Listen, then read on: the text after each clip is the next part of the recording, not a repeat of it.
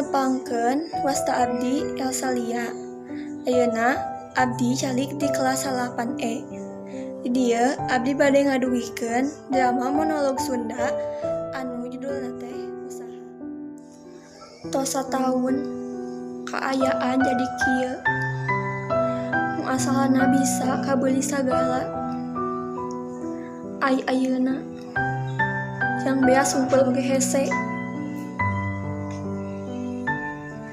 Ai anu jadi lanceuk kabisana ngandang kuban we jeung nya OHP.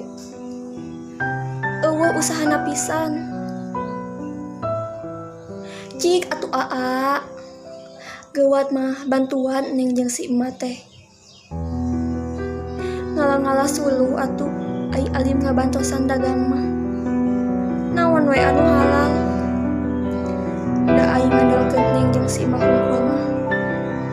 Hese moal mahina naon jang sapupu we hungkul oge.